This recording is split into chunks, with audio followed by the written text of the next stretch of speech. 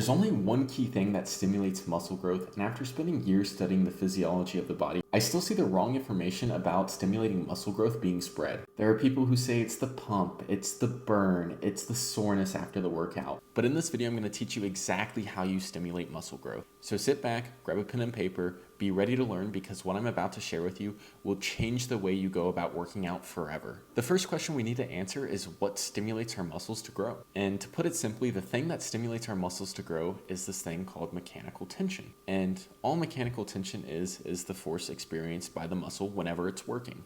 Although the thing is, there's actually two different kinds of mechanical tension.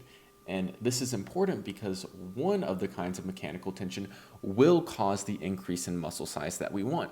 However, the other one won't. Now, the two kinds of mechanical tension that we can experience are 1, active mechanical tension, and 2, passive mechanical tension. Active mechanical tension stimulates radial or cross-sectional growth of the myofibrils, which all that means is that it stimulates your muscles to grow bigger. Passive mechanical tension stimulates longitudinal growth, which causes sarcomerogenesis, and it adds more sarcomeres in a series. And to put it really simply, it just means that it makes your muscles longer. The key question is, how do we experience active mechanical tension then? Well, first off, I want to tell you how you experience passive mechanical tension, because that's important to know too. And the way you experience passive mechanical tension is by either doing static stretching or on the eccentric/lengthening portion of any type of movement. Active mechanical tension, on the other hand, can only be experienced on the concentric portion of the movement or whenever your muscle is shortening.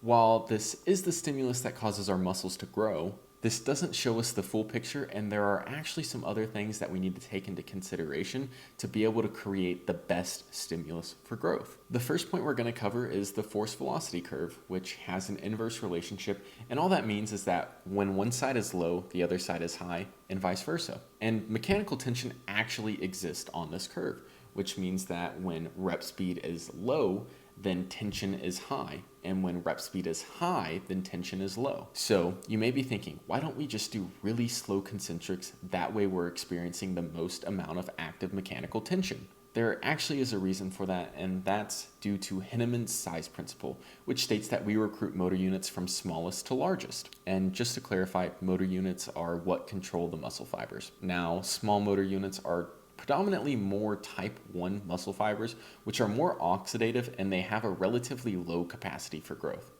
And the largest motor units are typically more type 2 muscle fibers, which are more glycolytic, and they also have the highest capacity for growth, which means that in order to access those larger motor units, which are more capable of growing, we need to push our working sets close to failure. So just doing slow concentrics by themselves will not be enough, because if we are not climbing up the motor unit recruitment pool and getting access to those larger motor units, which are more capable of growing, then we're not going to be giving the mechanical tension needed to the muscles that are going to be able to grow the most. So then, you may be thinking, why don't we just do slow concentrics and push all of our exercises close to failure?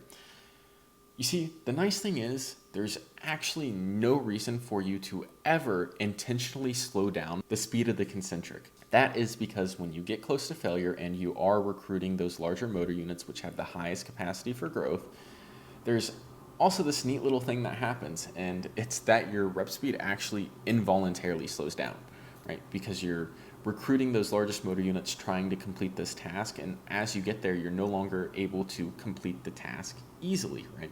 So rep speed is going to slow down, which is going to cause the tension to increase, right? And now at this point, since we are getting close to failure, we have recruited those largest motor units, which have the muscle fibers that are most capable of growing, and our rep speed has involuntarily slowed down, which means that our muscles are going to be experiencing the most amount of active mechanical tension that they can, causing an extremely high stimulus for growth. And as a side note, by intentionally slowing down the rep speed, you actually increase the likelihood that you hit failure before true failure, meaning you quit the set due to other factors such as cardiovascular demands or metabolite accumulation, which just means simply like the burning sensation you get. So now that we know how muscle growth works, let's go ahead and put it all together. First things first, let's recap mechanical tension. Mechanical tension is simply just the force experienced by your muscles when working, And more specifically, active mechanical tension stimulates the growth that makes your muscles bigger. And this is the kind that we want. And it can only happen on the concentric portion of the movement. Next, the way that we create the most amount of active mechanical tension in an exercise or a working set is by going to failure or getting close to failure. That way we are recruiting the largest motor units that we have access to, which are controlling the fibers that have the highest capacity for growth. And since we are getting close to failure, that also means that we are going to experience an involuntary decrease in rep speed, which is going to increase the amount of tension that our muscles are experiencing, causing a higher stimulus for growth. Which leaves us at the last part, which simply is, there is no other stimulus for muscle growth from training besides mechanical tension. So the pump doesn't matter, soreness doesn't matter, mind-muscle connection doesn't matter, the burn doesn't matter. Anything that doesn't in any way, shape, or form have anything to do with mechanical tension does not matter. So go out there, train around a 1 RIR, 1 rep before failure. You can do 0 to 2 RIR if you want. That's a solid range. Experience that involuntary decrease in rep speed and watch the gains come in. I hope that y'all learned something new in this video, and if you did, it would really mean a lot to me if you could leave a like and subscribe, and I will see you guys in the next video. Enjoy the rest of your day.